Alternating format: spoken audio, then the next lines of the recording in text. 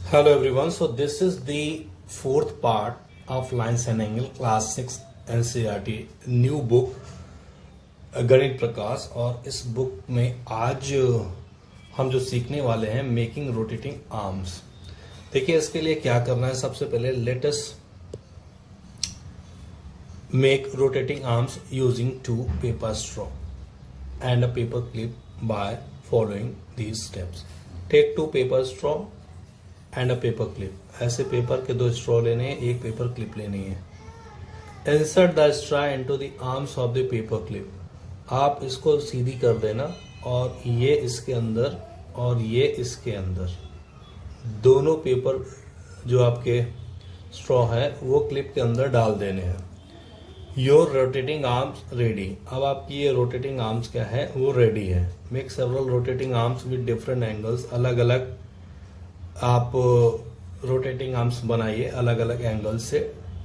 Arrange the angles you have made from smallest to largest by comparing and using superimposition. और उनके बाद उनको क्या करेंगे, कंपेयर करें सुपर इम्पोजिशन के, मतलब कि एक को एक के ऊपर रख करके। Passing through a slit collect a number of rotating arms with different angles. Do not rotate any of the rotating arms during this activity. किसी भी आप रोटेटिंग आर्म्स को यहाँ पे रोटेट नहीं करेंगे इस एक्टिविटी को करने के लिए। तो देखेंगे इस एक्टिविटी में, टेक अ कार्डबोर्ड। एक अपने को कार्डबोर्ड ले लेना है and angle shaped slit as a shown below. और इस तरीके से आपको अलग अलग क्या यहाँ पे एंगल्स ले लेने हैं। Tracing and cutting out the shape at one rotating arms. और इसको इसके अंदर आपको सेट करना है। तो चलिए मैं ये आपको करा के दिखा रहा हूं। वेट। तो देखेंगे सपोज दैट ये वाला एंगल मैंने लिया और इसको मैंने इस कार्डबोर्ड पे फिट किया। तो आप देखोगे अगर मैं किसी एक आर्म को इसके अंदर, सपोज दैट मैंने इसको इस पे सेट किया, तो ये जो दूसरा आर्म है ना, अगर आप इसको ध्यान से देखो तो दोस्तों आपको दिख रहा होगा कि ये जो आर्म है ये वाला, इसमें दूसरी वाली आर्म को आना चाहिए था इस वाले पार्ट में, लेकिन इसकी दूसरी आर्म जो है वो ऐसे निकल जा रही है। ये देखो, ये इट मीन्स व्हाट, कि ये वाला एंगल जो है इस कार्डबोर्ड में सेट नहीं हो रहा है ना। तो अब हम क्या करेंगे, अब हम इस एंगल को छोड़ के दूसरा एंगल लेते हैं।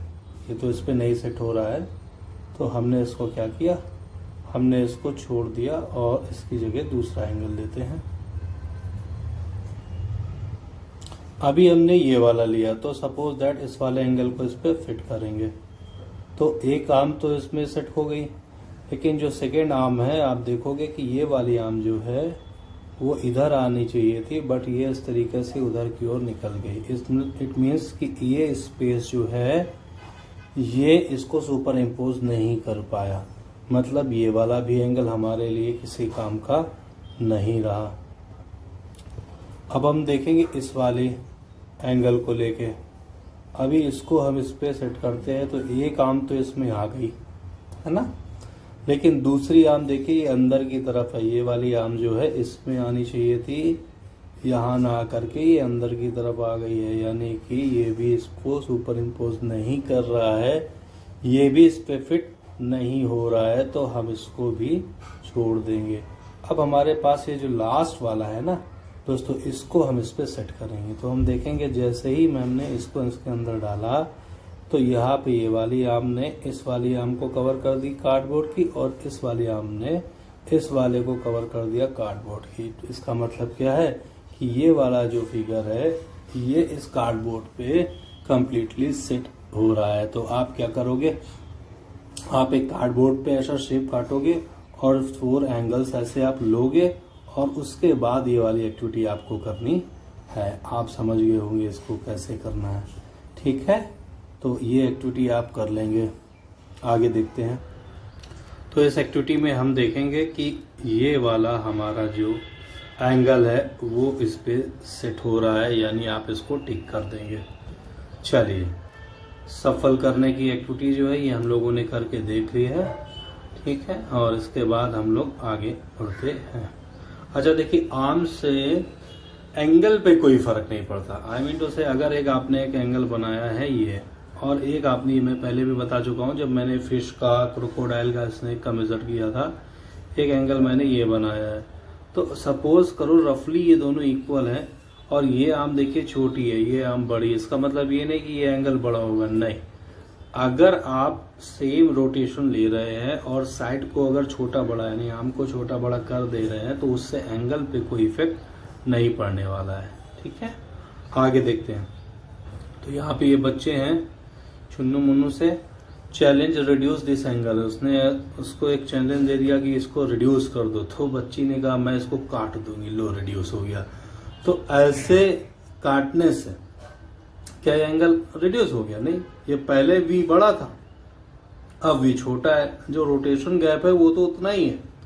तो हम काट करके किसी एंगल को छोटा नहीं कर सकते हैं, क्योंकि आर्म से साइड को काटने से एंगल पे कोई फर्क नहीं पड़ता। अब इस बालक को देखो, प्यारे से बालक ने क्या किया, this angle is still same, उसने मेजर किया, उसने कहा ये तो अभी भी सेम है। इट मीन्स व्हाट, कि अगर आप आर्म को काट रहे हैं तो आप एंगल को नहीं छोटा कर सकते, उसके लिए आपको रोटेशन गैप कम करना पड़ेगा। मान लो अगर इसी एंगल को आपको छोटा करना होता, अब बच्ची ने तो काट दिया, लेकिन आप क्या करोगे, आप इसको प्रेस करोगे दोनों साइड से। अगर ये कंप्रेसिबल है तो ये छोटा कुछ इस साइड हो जाएगा, यानी कि अगर आपको एंगल को छोटा करना है तो आपके उसके रोटेशन गैप को कम करना पड़ेगा। मेरी बात समझ में आ गई होगी। आगे चलिए करते हैं स्पेशल टाइप्स ऑफ एंगल। अब आज हम सीखेंगे अलग अलग टाइप्स के एंगल है। विद्या अभी बुक खोल रही थी, अब देखें यहाँ पे क्या कर रही है, विद्या आती रहती है।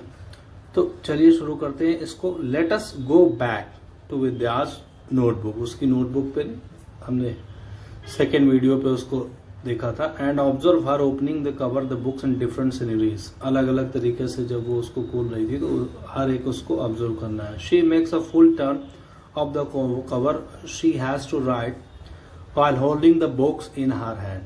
अब वो जब उसको लिखना होगा तो फिर भाई वो पूरी खोलेगी बुक को। She makes a half turn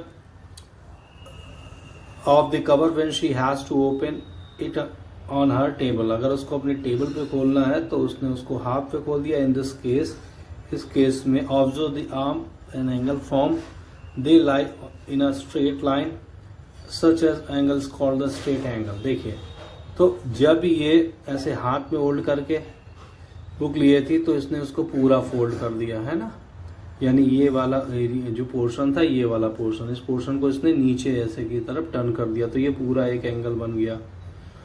इसको बोलते हैं complete angle. Complete angle 360 degree का होता है, अभी आगे हम लोग पढ़ेंगे।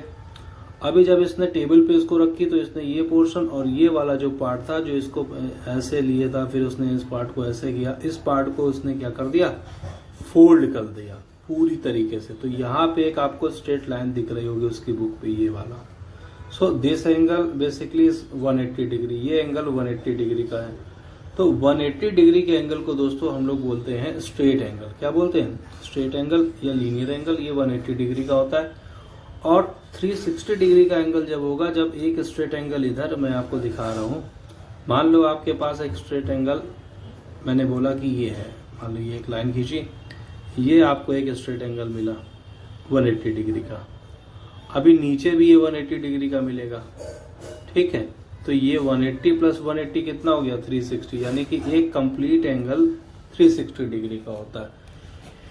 याद रखिएगा, straight angle 180 degree, complete angle, straight angle ये 180 डिग्री, कंप्लीट एंगल 360 डिग्री। कितना होगा? 360 डिग्री का। तो ये एंगल की बात आ गई। चलिए अब आगे हम लोग सीखते हैं इसको। तो विद्या के ये 2 टाइप्स के तो एंगल हमने सीख लिए हैं। अभी और एंगल्स आप एक्सपीरियंस करोगे मजेदार। एक इन्होंने एक तरीके से साइड दी है आपको, ये एक AOB आर्म है जिसमें वो एक पॉइंट है। Let us straight angle AOB। AOB है, ऑब्जर्व दैट एनी रे OC divide it two angles AOC and COB। तो इतनी सी बात के लिए कोई टेंशन नहीं लेना है, आपको क्या करना है, ऑब्जर्व दैट एनी रे, एक रे आप इसको ड्रॉ कर दो, है ना, इस पे ऐसे, इसको नाम दे दो C। अब आप देखोगे एक एंगल आपका यह COB मिलेगा और एक एंगल आपका मिल जाएगा AOC। ये एंगल आपका, कलर चेंज कर ले रहा हूं मैं, 1 मिनट बस। ये एंगल आपका, this angle, this complete angle, this portion और ये पोर्शन, ये टोटल मिल करके बनाए गए हैं आपका AOC, और ये पार्ट आपका बन रहा था BOC। तो इस तरीके से एंगल आपके बन रहे थे दोस्तों। अब क्या करते हैं, ये एंगल बनाने के बाद हम लोग आगे बढ़ते हैं। आगे देखेंगे गणित प्रकाश में क्या क्या है ना। तो ये देखिए, जब आपने इसको ड्रॉ किया, ड्रॉ करने के बाद कुछ इस तरीके से आपके पास दो अलग अलग एंगल होंगे। एक ये एंगल होगा, एक ये एंगल होगा। इस एंगल का नाम AOC या COB, AOC, और इसी का नाम COB, और इस साइड एंगल का नाम, सॉरी उमेश सर ये क्या लिख रहे हैं आप,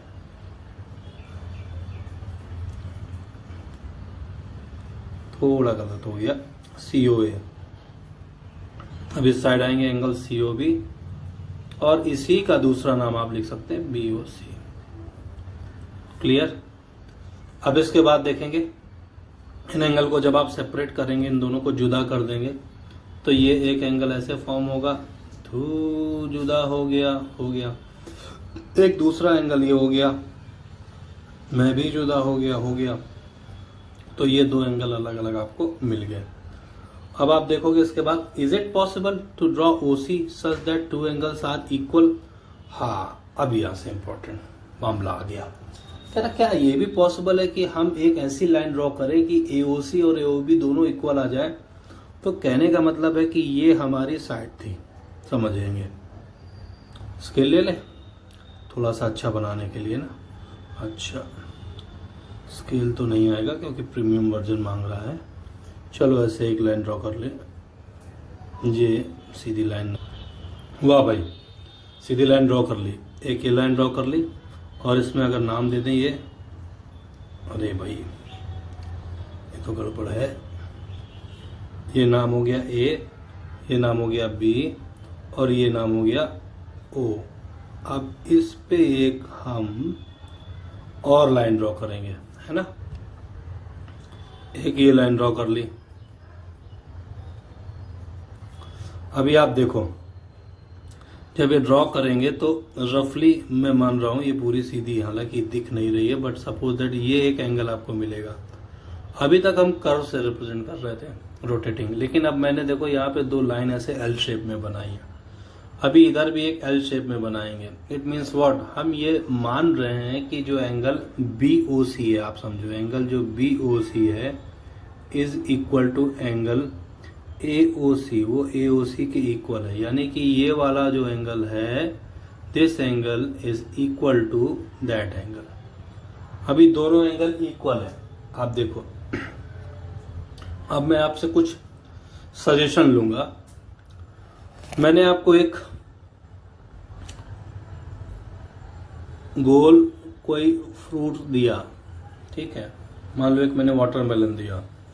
अब मैंने इसको बाइसेक्ट किया, दो इक्वल पार्ट में ऐसे डिवाइड किया। तो एक पार्ट आपको दे दिया, एक आपके फ्रेंड को दे दिया। तो आप देखोगे कि ये वाला जो पार्ट है, ये वाला पार्ट है, या देखोगे ये वाला पार्ट है वो 1/2 होगा, यानी पूरे वाटरमेलन का हाफ होगा। फ्रैक्शन में हमने सीखा क्लास 5th में। और ये वाला पार्ट भी 1/2 होगा, यानी ये भी क्या होगा, हाफ होगा। अभी जब दोनों पार्ट हाफ है, इट मीन्स जब हाफ और हाफ को ऐड करोगे तो टोटल कंप्लीट मेलन बनेगा। अभी आप देखो, ये टोटल एंगल आपका कितना था, 180 था। अभी आपने 20 से इसको काट दिया, जैसे वाटरमेलन को काटा, 20 से ऐसे काटा। तो आप क्या देखोगे कि ये वाला पार्ट जो होगा इस पूरे एंगल का हाफ होगा। टोटल ये एंगल कितना था, 180। अभी आप इसका हाफ करोगे, यानी 180 को 2 से डिवाइड करोगे। हाफ मतलब 2 से डिवाइड करना, तो ये पोर्शन कितना आएगा, 90 डिग्री आएगा। और ये पोर्शन भी सिंस इक्वल है तो ये भी 90 डिग्री का आएगा। तो हम कह सकते हैं कि angle BOC is equal to angle AOC is equal to 90 degree. यानी ये एंगल कितने डिग्री का होगा, 90 डिग्री का होगा। मेरी बात समझ गई। यानी किसी भी स्ट्रेट एंगल को जब हम काटते हैं स्ट्रेट एंगल को हम इस तरीके काटते हैं, काटने मतलब उसको हम बीच से एक लाइन या आर्म को ड्रॉ करते हैं जो दोनों एंगल को इक्वल का बना दे, तो वहां पे जो एंगल्स होंगे वो 90 डिग्री के होंगे। तो स्ट्रेट एंगल का जो बाइसेक्टर होता है वो 90 डिग्री का होता है। अब चलिए इतना समझ गया हो तो आगे अपन लोग चलते हैं। We can try to solve this problem using a piece of paper. Recall that when the fold is made and create which is straight, take a rectangular piece of paper on a side mark on straight angles AOB and fold try to line crease passing through the O and divide AOB into equal parts. Angle how can be done? अभी देखिए इसको अपन करेंगे।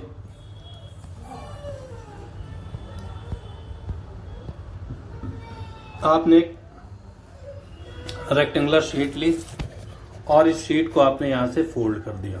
ये आप कर सकते हो, आप पेपर ले लो इस वीडियो के साथ साथ, उसको बीच से आप फोल्ड कर दोगे। जैसे आप अपनी बुक को नहीं 2 पार्ट में ऐसे फोल्ड करते हो, तो इसको फोल्ड करोगे तो एक आपको ऐसे क्रीज मिल जाएगी, एक लाइन मिल जाएगी या दरार मिल जाएगी। अभी इसके बाद मैंने एक वीडियो में इसको बताया, इस तरीके से आप रखोगे और ये आपको देखो ये एक आपको एंगल मिल जाएगा। आप समझ गए होंगे कि ये लाइन थोड़ी सीधी बना दें।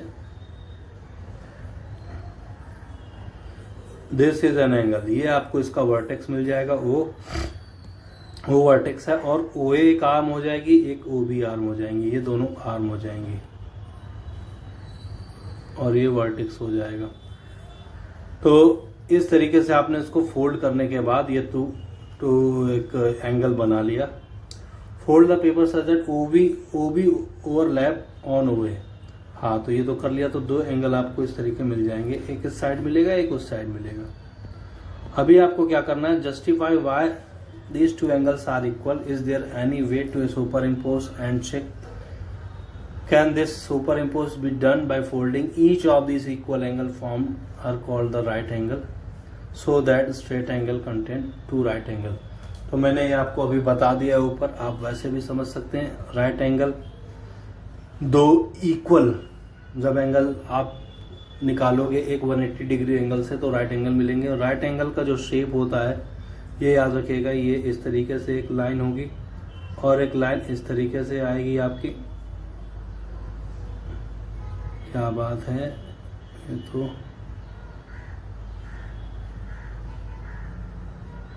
इस तरीके से। अब ये लाइन के बीच में ये जो एंगल होगा, this is called right angle, इसको ही अपन राइट एंगल बोलेंगे।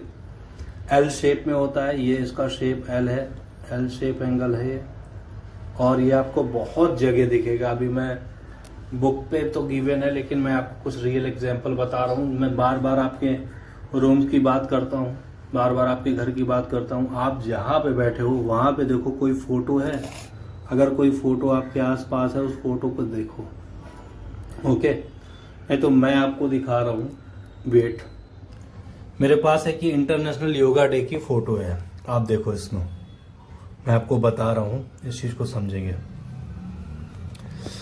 यहां पे इसकी 2 आर्म्स आपस में मिल रही हैं, एक ये, यहां पे इसकी 2 आर्म्स मिल रही हैं कॉर्नर पे, यहां पे भी इसकी ये 2 आर्म्स मिल रही हैं, और यहां पे भी इसकी ये 2 आर्म्स मिल रही हैं। चारों कोने आपको दिख रहे हैं।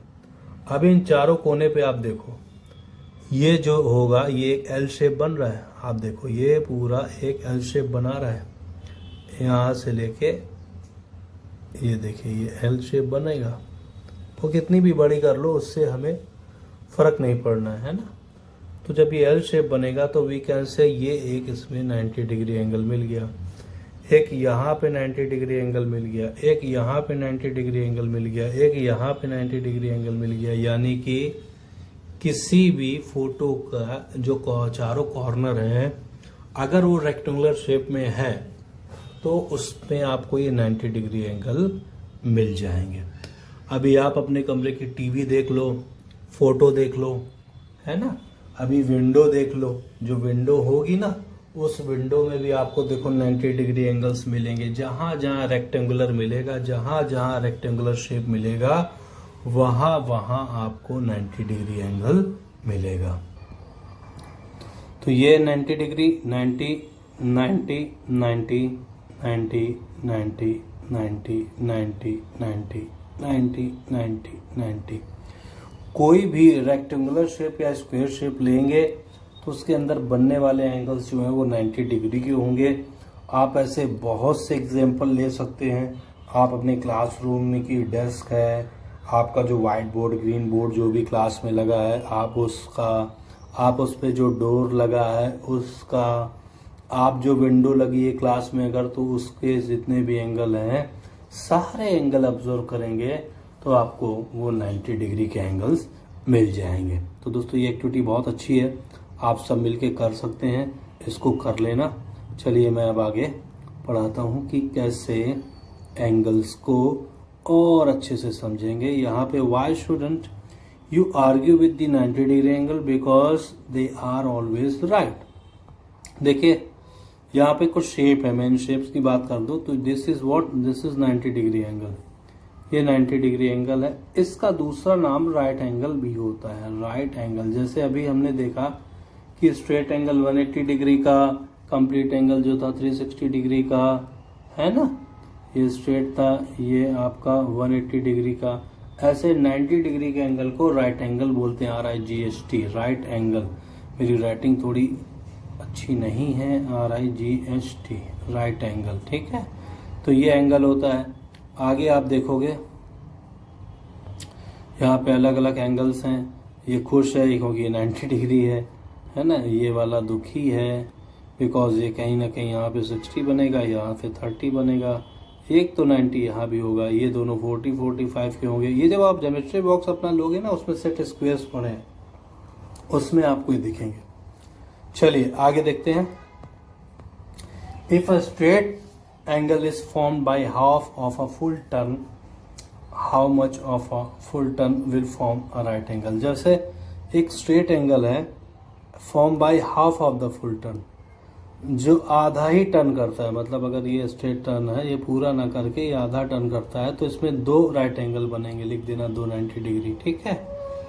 आगे आपसे बोलेगा observe that right angle resemble the shape of L, मैंने आपको बताया, and 2 an angle is right angle only if the exactly half of the straight angle 2 lines meet at a right angles are called perpendicular। जहाँ ये important है, अगर 2 line आपके पास हैं, आप मेरी बात समझे क्या कह रहा है क्वेश्चन की, एक ये लाइन है और एक ये लाइन है, ये 2 लाइनें आपस में अगर मिल रही हैं तो ये दोनों म्यूचुअली परपेंडिकुलर होंगी। यहाँ पे देखो ये वाली लाइन जो है ना, ये बड़ी ये वाली परपेंडिकुलर आपकी है, आप समझो। ये लाइन जो है this is perpendicular on this, तो इसको नाम दे दो OAB O और इसको P।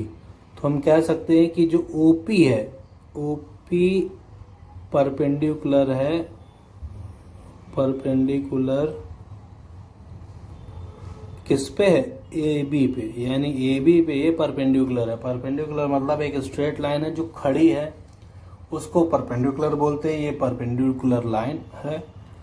तो यहां से क्लियर हो गया कि जो परपेंडिकुलर लाइन होती है दोस्तों, वो लाइन एक स्ट्रेट एंगल को 2 इक्वल पार्ट में डिवाइड करती है। तो ये बातें क्लियर हो गई। अब इसके आगे हम देखेंगे। तो इसकी तो पिक्चर आपको क्लासरूम में देखनी होगी। अगर क्लासरूम में विंडो है तो जैसे मैंने अभी सिखाया है, आप उससे 90 डिग्री एंगल निकाल सकते हैं। किसी की में एक सिंगल विंडो हो सकती है तो वहां पे 4 एंगल निकलेंगे।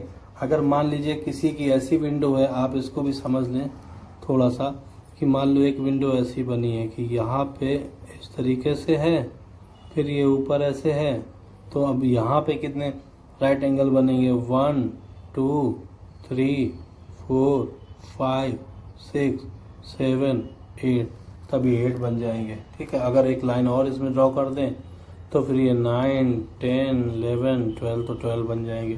तो जितनी जगह आपको 2 लाइन आम आपस में मिल रही हो, वहाँ आपको एंगल बता देने हैं। चलिए तो ये क्लियर हो गया है ना। अब इसके बाद हम आगे सीखते हैं ज्वाइन अ ग्रिड। चलो इसको देखते हैं। Join other grid points in a figure by straight line to get the straight angles। What are the different ways to doing. देखिए आप क्या कर सकते हैं, आप इस वाले में ये लाइन जो है ना, ये इस लाइन को आप आगे बढ़ा दो तो आपको एक स्ट्रेट एंगल मिल जाएगा, है ना। अगर आप इसको इस तरीके से ऐसे बढ़ा दो तो आपको 90 डिग्री मिल जाएगा, नीचे की ओर बढ़ाओगे तो 90 डिग्री के लिए मिल जाएगा। तो कहने का मतलब मेरा ये है कि अगर आप इसको उसी लाइन के डायरेक्शन में बढ़ा रहे हो, समझो मेरी बात, उसी लाइन के डायरेक्शन में बढ़ा रहे हैं तो आपको ये स्ट्रेट एंगल मिलेगा। अगर आप इसको ग्रिड को उस लाइन के ठीक परपेंडिकुलर एक लाइन ड्रॉ कर रहे हैं तब आपको 90 डिग्री एंगल मिलेगा। तो ये आप ज्वाइन कर लेना। तो कह क्या रहा है कि join a two grid points in figure straight line and get a straight angle. तो स्ट्रेट लाइन एंगल लाने के लिए आपने बस इसको ऐसे ड्रॉ कर लेना है, ठीक है। तो ये हो गया। What are the different ways to doing. तो इसमें तो स्ट्रेट एंगल एक ही तरीके से ड्रॉ कर सकते हैं। अभी दूसरी ग्रिड में आ जाते हैं। दूसरी ग्रिड में आप इस पॉइंट को, यानी ये जो बी पॉइंट है और ये जो ए पॉइंट है, तो ए पॉइंट को आप ऐसे आगे की ओर ऐसे मिला दो तो ये एक स्ट्रेट एंगल मिल जाएगा। तो ये दो तरीके से स्ट्रेट एंगल आप इसमें बना सकते हैं। Now join a two other grid position in a figure by straight line to get right angle. What are the different ways can you do. तो अभी राइट एंगल मैंने उसी में बना दिए थे, बट इसमें भी बना देते हैं। एक आप ये ड्रॉ कर देना तो यहाँ पे ये ग्रिड आपको 90 डिग्री एंगल दे देगी। अगर आप चाहो तो एक एंगल ऐसे नीचे भी बना देना तो यहाँ पे मिल जाएगा। क्या यहाँ पे पॉसिबल है 90 डिग्री एंगल या राइट एंगल बनाने का? तो चलो देखते हैं। देखो अगर आप इस पे तो स्ट्रेट ऐसे ड्रॉ कर ली थी, मेरी बात समझता, इस पे तो आपने ये वाले पॉइंट मिला लिए थे। लाइन ले लेता हूँ, ये लाइन ऐसे आपने मिला ली तो यहाँ पे 90 डिग्री आपका बन गया, है ना। और अगर आपने इसको नीचे की तरफ मिला ली यहाँ पे, लेकिन अगर आप यहाँ पे इसको ऐसे मिलाएंगे, ये देखिए मैंने इसको मिला दिया, so is it right angle? आप बोलेंगे कभी नहीं होगा क्योंकि ये एल शेप नहीं बना रहा। तो इसके लिए राइट एंगल बनाने के लिए एक आपको डिफरेंट अप्रोच लेनी होगी। तो चलिए वो उस अप्रोच के बारे में हम डिस्कस करते हैं, कौन सी अप्रोच है जिससे हम ये बना सकते हैं। तो उसके लिए देखिए ये तो क्लियर हो गया है, तो बना लेंगे आप। यहाँ पे आप इसको ऐसे ना ड्रॉ करके, अगर आप ये वाले डॉट मिला दो, ये वाले ऐसे ये डॉट मिला दो, अभी नहीं समझेंगे तो फिर हम एक और लाइन ले लेते हैं, ये वाली। आप देखिए, अब आप देखें यहाँ पे दिस पोर्शन, यानी अगर इसको नाम सी देते हैं, ये ओ दे देते हैं, तो सी ओ भी एक राइट एंगल बना रहा है। तो इसमें जो आपको ग्रिड में जो डॉट मिलाने होंगे वो ऐसे मिलाने होंगे। आप इनको ऐसे भी इस साइड भी मिला सकते हैं, तो ऐसे आपको ये दो राइट एंगल मिल जाएंगे। तो इसमें डॉट आप सीधे मिलाएंगे और इसमें डॉट आप एक ये और एक ये मिलाएंगे, ठीक है। चलिए आगे देखते हैं। So I think hints is given. Extended the line further as shown in figure below to get a right angle A. When we need to draw the line through it that divide the straight angles CAB into equal parts. तो आपने क्या किया, थोड़ा सा ये important है, जो हमने स्ट्रेट एंगल बनाया था उसको दो इक्वल पार्ट में डिवाइड करने के लिए बोल रहे हैं। तो आपने जो हमने वहाँ पे किया है वही करना है, कुछ नया नहीं करना। इन पॉइंट्स को ऐसे मिला देना है, यहाँ पे इन पॉइंट्स को मिला देना है। तो आप देखोगे ये राइट एंगल, ये राइट एंगल, ये राइट एंगल, ये राइट एंगल, ये मिल जाएगा। तो स्ट्रेट एंगल बनाने के बाद अगर बनाने के लिए बोले तो आप ऐसे बना सकते हैं, ठीक है। आगे देखते हैं। सो gate a slating crease on a paper. Now try get another crease on a paper that is perpendicular to the slanting crease. How many right angles do you have? Now justify why angles are exact right angles. Describe how you fold the paper so that any other person who doesn't know the process can simply follow your descriptions to get the right angles. So देखिए, इसके लिए सबसे पहले आपको एक piece of paper लेना है square shape में, ऐसा आप समझो, ऐसा पेपर लेना है। अब इसके लिए ये जो एक्टिविटी मैं करा रहा हूं, ये एक्टिविटी आपको कर लेनी है, ठीक है। देखिए सबसे पहले हमने एक स्क्वायर पेपर ले लिया। अब इस स्क्वायर पेपर में आप देखोगे कि आपको चार कॉर्नर्स मिल रहे हैं। एक ये कोना है, एक ये कोना है, एक ये कोना है, और यहां पे ये लाइन भी आपको मिल रही है। आप देखोगे ना, ये 4 लाइन भी है। अब जहां पे 2 लाइन आपस मिल रही वो वर्टेक्स है, तो आपको देखोगे एक वर्टेक्स के अपोजिट ठीक दूसरा वर्टेक्स है, और इसी तरीके से 2 और वर्टेक्स है। अब हम सबसे पहले क्या करेंगे कि हम 2 वर्टेक्स को लेंगे।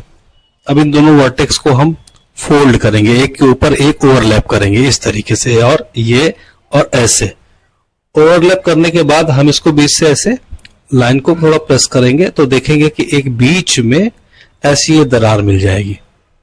ये दरार या लकीर आपको जो दिख रही है, ऐसे ही अब हम दूसरे 2 कॉर्नर्स हैं, 2 वर्टेक्स हैं, हम उन दोनों को लेंगे ताकि एक परपेंडिकुलर दूसरी लाइन मिले। तो ये इस तरीके से हमने इन दोनों को मिला दिया। अब आप देखोगे कि हमें एक और लाइन मिल गई। अब इस तरीके से आपको एक क्रॉस का साइन दिख गया पेपर में, है ना। तो आपने देखा कि जैसे हमने उसको फोल्ड किया पेपर को, तो आपको कुछ एक ये लाइन मिली और एक लाइन आपको ये मिली। जहां पे एक क्रीज बनी थी या दरारें आई थी, ये लाइन आपको मिल गई, है ना। अभी आप देखोगे कि इसमें कितने राइट एंगल बन रहे हैं। तो एक तो राइट एंगल आपका ये बन रहा है 90 डिग्री का, एक राइट एंगल आपका ये बन रहा है 90 डिग्री का, एक राइट एंगल आपका ये बन रहा है 90 डिग्री का, एंड एक ये बन रहा है 90 डिग्री का। तो आपको 4 राइट एंगल मिल जाएंगे जब आप इसको क्या करेंगे, एक स्क्वायर पेपर को फोल्ड करेंगे, तो उसमें 2 डायगोनली क्रीज बनेंगी। एक क्रीज ये बनेगी, एक क्रीज ये बनेगी, और इन क्रीज को, मेरी बात समझिए, इन क्रीज को जहां पे जिस पॉइंट में मिल रहे हैं उसको आप नाम दे दो। इसको आप नाम दे दो, कोई एक पॉइंट को इसको नाम दे दिया, मैंने इसको दे दिया O। तो इस O से अगर मैं एक नाम यहाँ पे A B दे रहा हूं, ये C दे रहा हूं, ये D दे रहा हूं, तो आप देखोगे एक एंगल मिलेगा आपको AOB 90 degree, and the next 90 degree is what, BOC, ये भी आपको 90 डिग्री मिलेगा।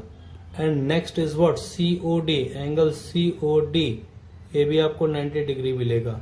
And the last one is angle DOA, ये भी आपको 90 डिग्री मिलेगा। यानी पेपर को फोल्ड करने पे 4 एंगल आपको 90 डिग्री के मिल जाएंगे, ठीक है।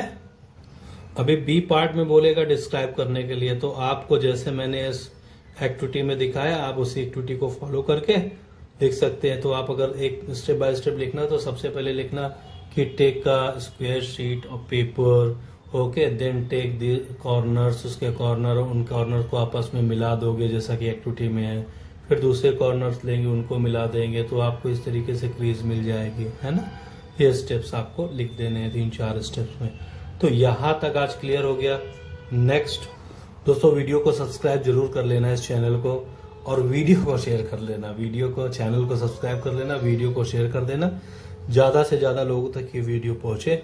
नेक्स्ट क्लास में, यानी कि पार्ट 3 हो गया है, 4th में हम लोग बात करेंगे क्लासीफाई ऑफ एंगल्स, और इस पे अलग अलग एंगल्स की भी डिस्कशन होगी। Thank you so much for watching. आज थोड़ा वीडियो लंबा हो गया है, लेकिन आपके लिए हेल्पफुल है। बाय।